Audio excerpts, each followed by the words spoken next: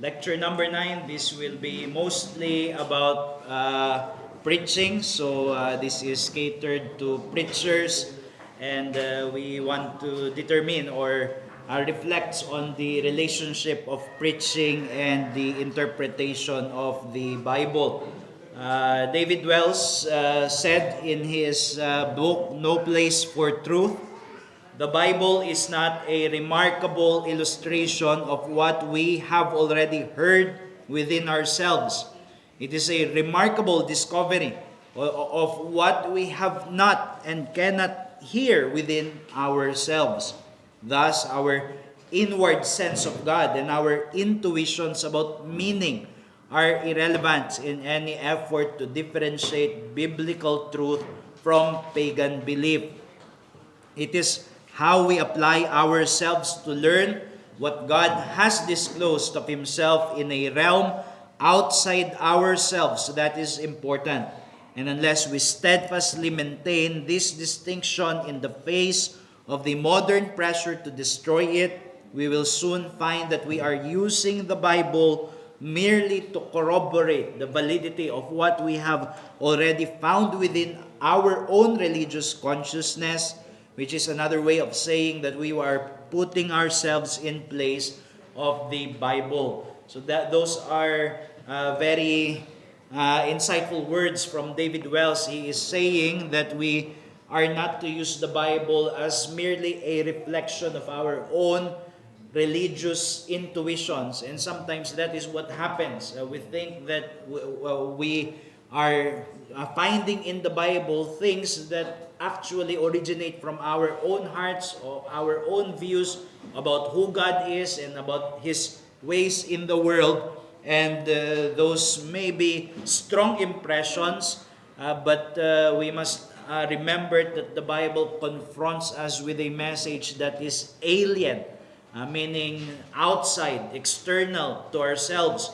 And therefore, we must allow the Bible to speak its word to us rather than just making it a reflection of our own religious views and intuitions. Our own religious consciousness is essentially pagan belief, our own idolatrous view of God and about who God is and about the ways of God. And we must not therefore use the Bible merely to just reflect that, but rather allow the Bible to confront that by letting it speak its message to us.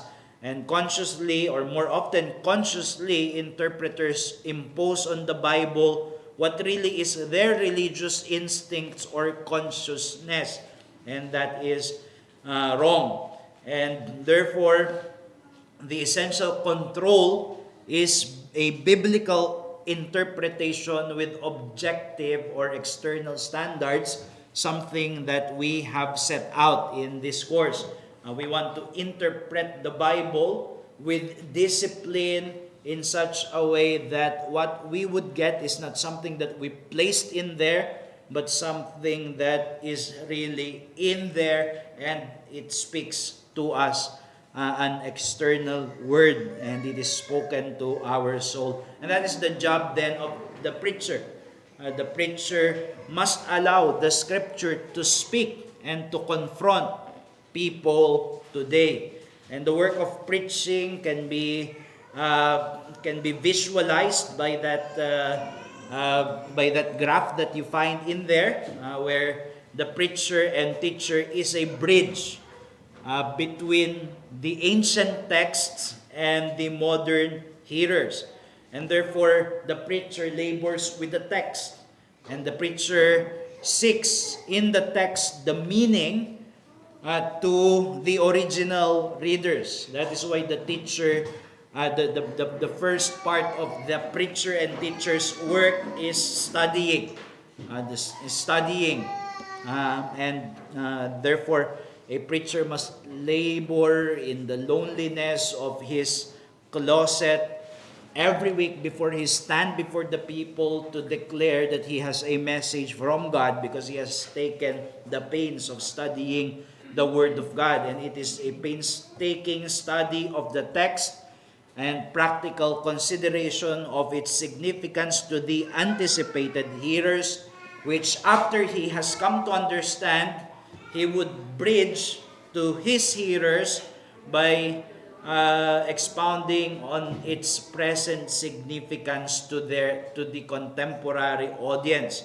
So the teacher to his hearers means he must persuasively demonstrate the meaning of the text using as much as necessary of his study in order to demonstrate that this is indeed what the text meant, and therefore it is what the text means today, and then expounding its practical application for the people today. Its significance being made to bear on the present situation of modern audience. That is the work of a preacher. Preaching the text after it has been studied in its original context, it's in its original meaning, and then bridging it to contemporary application. So that is the sum of our work. Hendrik Krabbendem said, hermeneutics and preaching. In preaching, God's truth is integrally brought to bear upon the life of the hearer. The bottom line, therefore, is that both the meaning of the text and its significance are transmitted. Preaching as communication of truth encompasses not only exposition but also application. So there must be exposition so that the meaning of the text is transmitted. But there must be application so that the significance also is transmitted and it's made to bear upon the life of modern readers. Bryan Chapell also, in his excellent book, Christ-Centered Preaching, messages fired by a pastor's burning conviction tend to spark congregational interest as well as pastoral enthusiasm. However, preachers who choose texts to address their personal concerns need to be cautioned in at least two ways. First, make sure you do not impose your concern on the text. Solid exposition should demonstrate that the passage really speaks to the issue that you want to address, and that your passion to address a particular subject has not abused the original author's intent.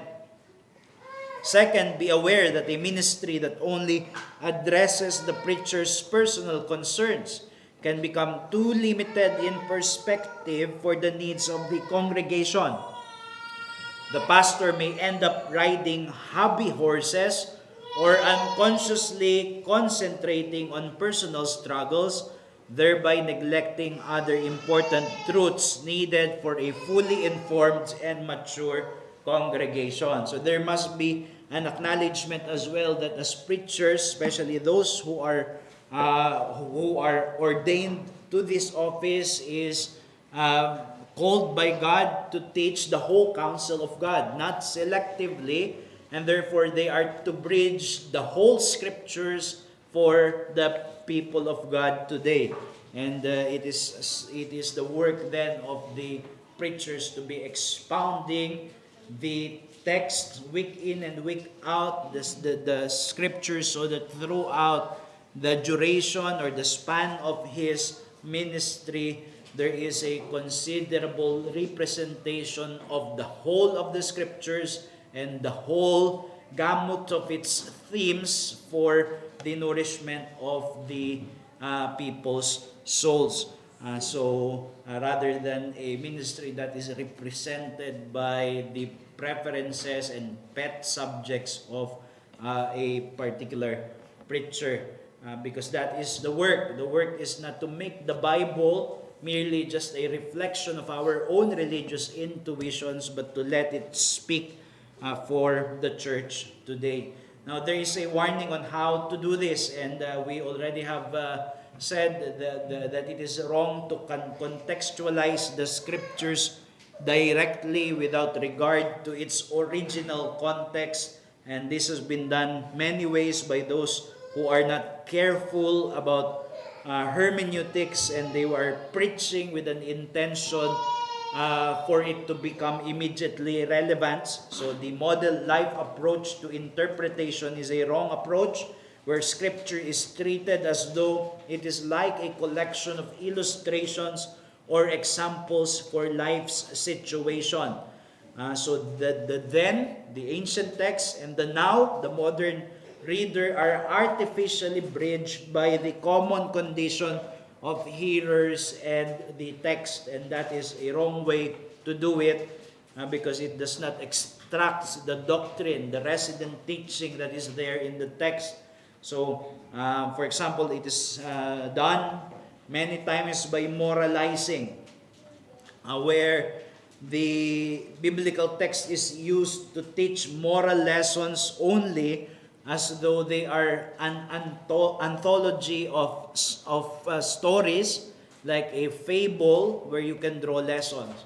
Aesop's fables, like you can take out one story, and it is disconnected from a history of redemption, and it is just an independent story that is meant to give a moral lesson by the end. So that is a wrong way to do it. Psychologizing, where we draw inspirational messages or therapeutic messages, just like a short story. So Elijah, for example, it becomes merely a message about depression, and what is the cure for depressed people.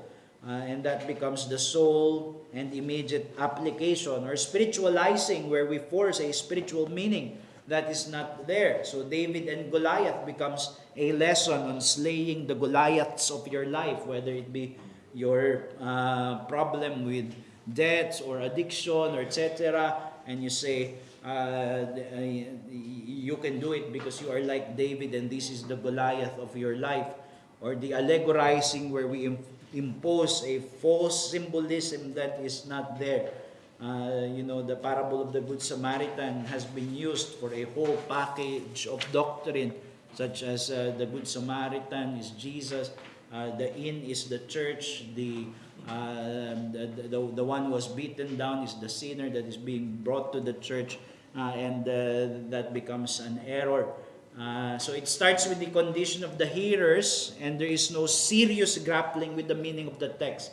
And therefore, the bridging is artificial, and that is not what we should do. We must remember that the biblical text itself is itself the fundamental message, and not a mere illustration of a message.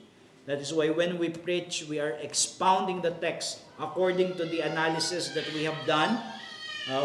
We want its meaning and how its resident teaching correlates with the whole testimony of the Scriptures, because this is the message. It is not merely a source to illustrate our message, but it is the message itself.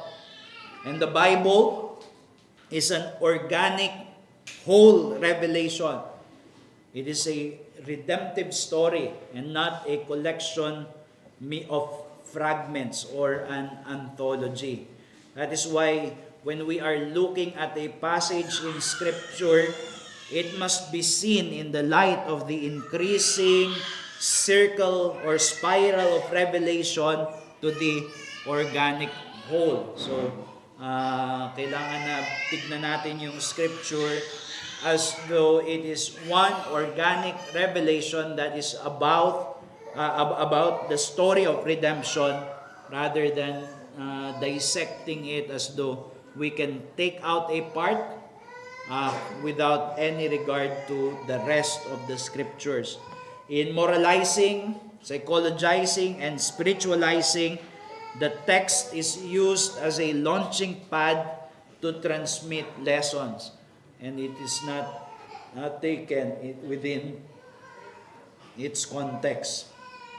I already said something about this, but let me remind you again that one essential tool for preachers is biblical theology.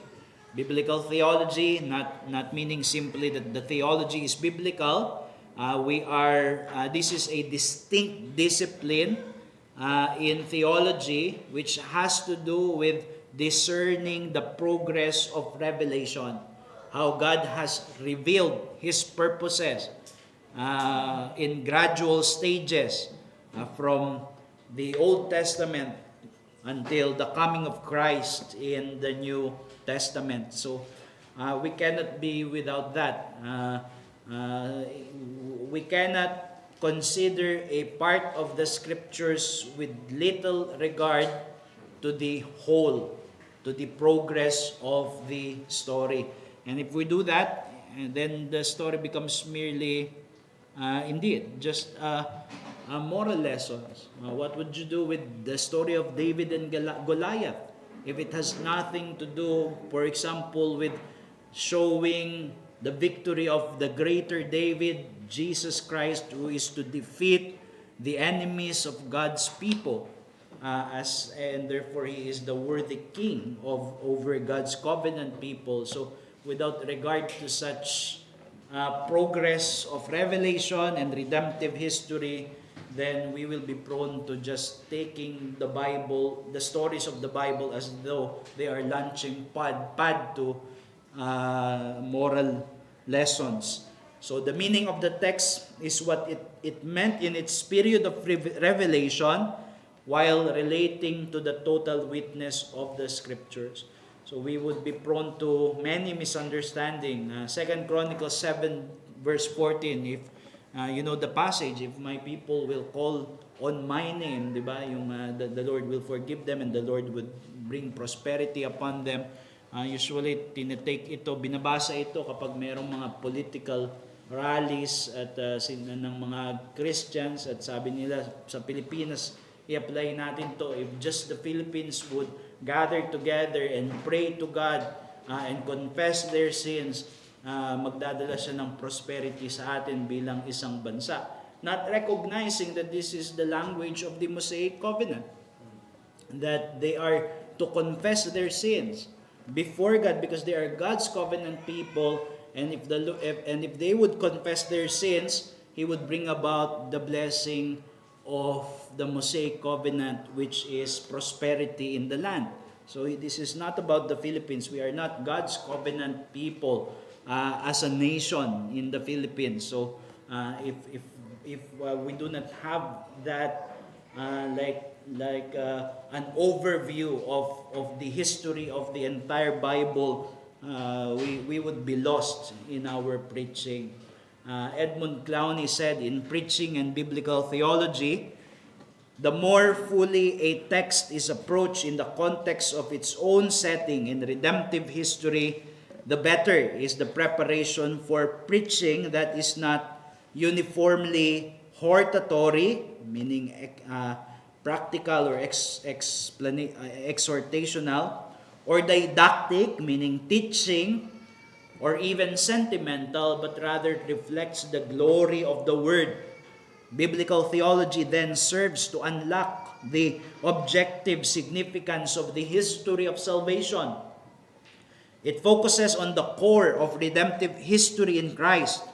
On the other hand, it also opens up for us the subjective aspects, the religious riches of the experience of God's people and its relation to our own.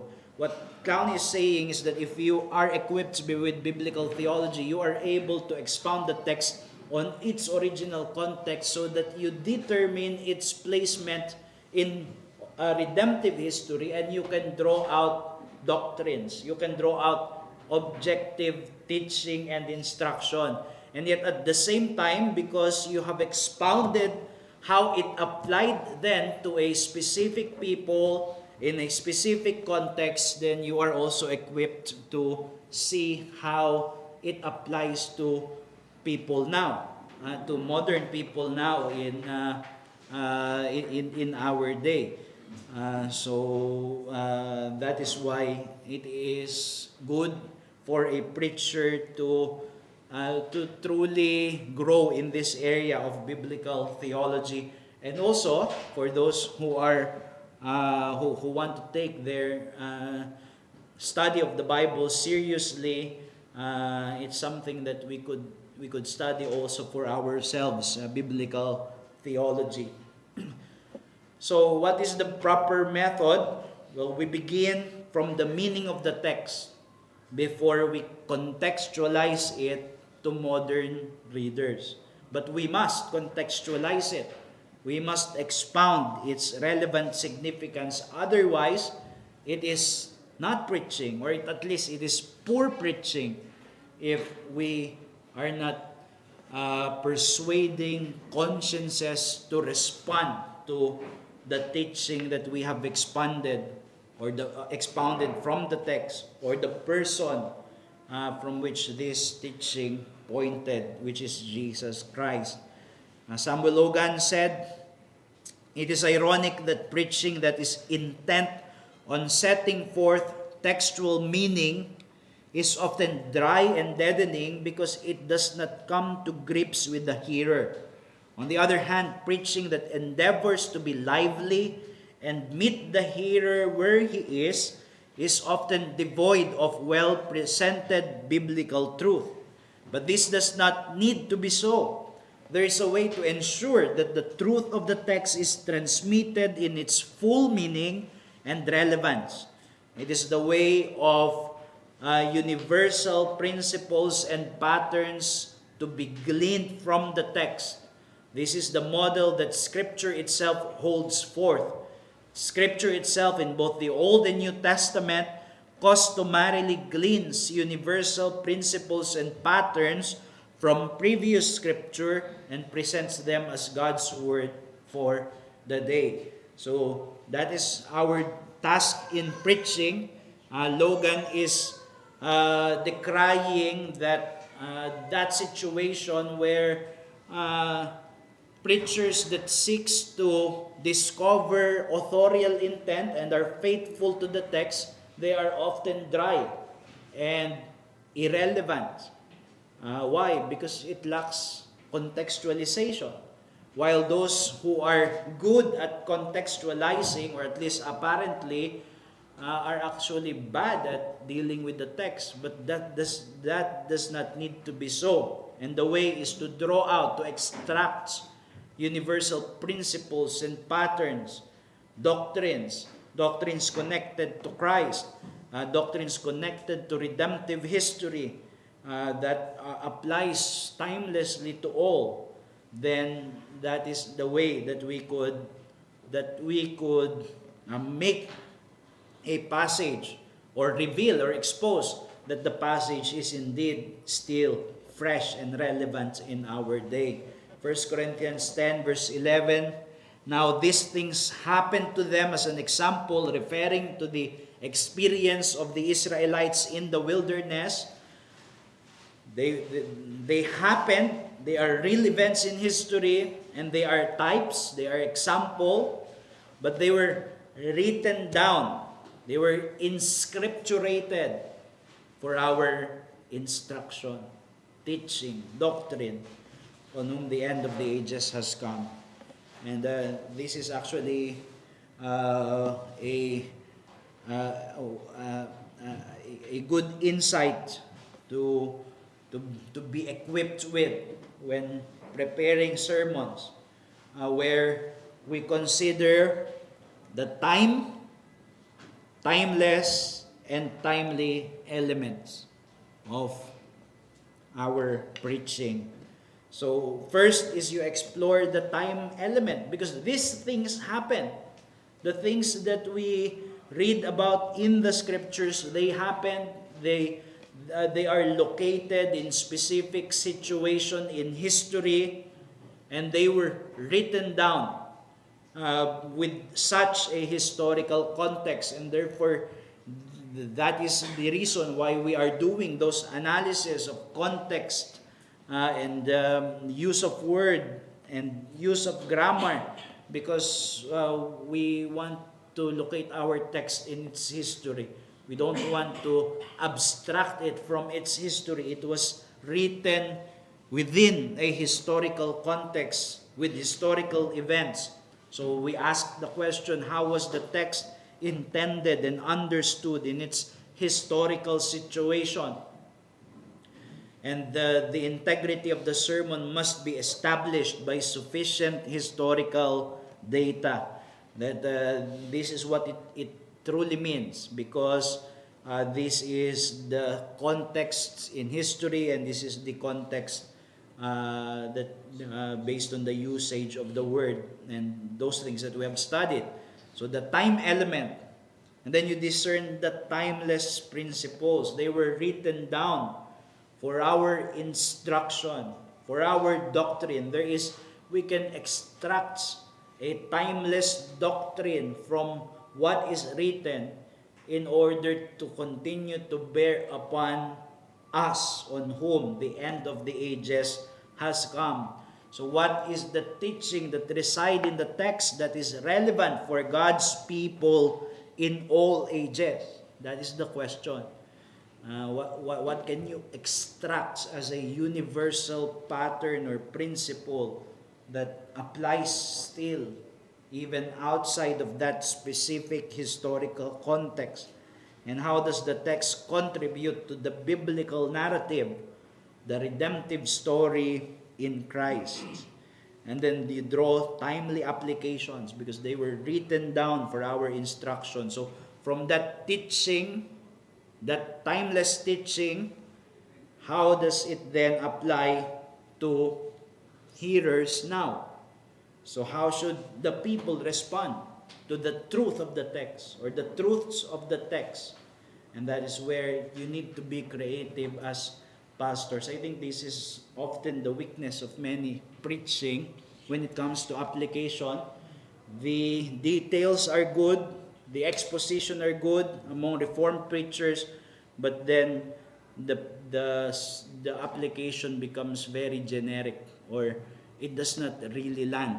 And that is, for many of us preachers, that may be the project that we must focus on. How to think about applications that really land, because it really confronts the day-to-day experiences and life of the people. So some general categories that you can think about when you are applying the truth of a text. Well, one is repentance. You call to repentance from sin. When there is a moral law that is demonstrated, you convict. The law is given to convict. And then you invite to the gospel, whether evangelism or assurance. So you expound the gospel by evangelism, both for believers and for unbelievers who are to continue to look on the same Christ. And then dealings with God, whether it means prayer, improvement in worship, etc. The cultivation of gospel holiness, which is discipleship, motivation of Christian behavior, which is ethics, and then perhaps the truth bears on the exercise of church mandates, which would touch on application relating the life of the church and the mission of the church, and then response to the present needs or situations such as suffering or a crisis in life, etc. So those are some possible applications that you could make specific based on the pastor's knowledge or the preacher's knowledge of those to whom he is preaching. So let me just give a model for that, an example, just to give an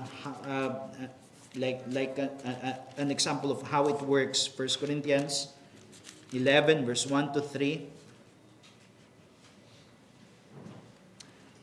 No, it should be 12 verse 1 to 3. Sorry, 12 verse 1 to 3. Now concerning spiritual gifts, brothers, I do not want you to be uninformed. You know that when you were pagans, you were led astray to mute idols, however you were led. Therefore, I want you to understand that no one speaking in the Spirit of God ever says Jesus is accursed. And no one can say Jesus is Lord except in the Holy Spirit. I think the simple reason why I use this text is that when I taught this course, I was preaching on 1 Corinthians then. But in 1 Corinthians 12, makikita dito yung kapag ang concern mo sa preaching, you want to look at the timeless, and the timely. So your first wrestling with this text is to understand it based on its context, its historical situation. Why did the Apostle Paul write this? And what was the situation of the Corinthian believers when he wrote this? Well, yung siguro isang mga pag-iisipan mo dyan, sabi dito, you know that when you were pagans, you were led astray to mute idols. So he is speaking about the religious past of the Corinthians, and perhaps an insight into pagan spirituality would help you to better understand this passage, di ba? You wrestle with the time element, because here Paul is making a contrast between pagan spirituality with the genuine work of the Holy Spirit. And if you have come to understand what are the characteristics of pagan spirituality, it would help you to be informed about this passage. So for example, you come to know that pagan spirituality usually were ecstatic experiences, mga yung unintelligible, mystical, or experiences. Yun yung pagan spirituality. And yet, dito, yung work ng Holy Spirit is not unintelligible. It has content. It says Jesus is Lord. So, there is a content of doctrine. It is based on a confession of who Jesus is. That is true spirituality. And he presents here the criterion to examine prophecies. Kasi yun yung context nito, spiritual gifts. Kasi nga marami sa Corinth, marami silang mga iba't ibang gifts. At meron silang, di ba binasa rin natin yun kahapon, yung meron silang mga nagpa-prophesy, meron silang mga nag-i-speak in tongues, and dito si Apostle Paul binibigyan niya ng standard yung prophecies, that it must be consistent with the apostolic witness. The apostolic witness being Jesus is Lord. And if it contradicts the apostolic message, it is false. It is not from the Spirit of God. So yun yung ginagawa sa hermeneutics. You wrestle with the time element. You want to understand as much as you can understand about the historicity of this text, about its situation in time. And then you extract the timeless principles. Diba? Ano yung mga doctrine na makukuha mo doon? Una, there is the binding of the Spirit's testimony with the apostolic witness to Christ. Because it is Paul who is giving the standard as an apostle that Jesus is Christ. And if there is a new revelation of prophecy that is not consistent with Jesus is Christ, it is not from the Spirit of God. Now, because this is a timeless principle, diba, theological analysis na ito, babalik ka, maintindihan mo yung connection nito sa John 15. Kung saan sinabi ni Jesus that na yung whole na pagbinigay sa kanila yung Holy Spirit, the Holy Spirit will bear witness about me, and you also will bear witness. So nakabind pala yung apostolic testimony doon sa Spirit's testimony, and it continues to be true today. It is a timeless principle for all believers in all ages that the apostolic testimony about Christ is the Spirit's testimony about Christ.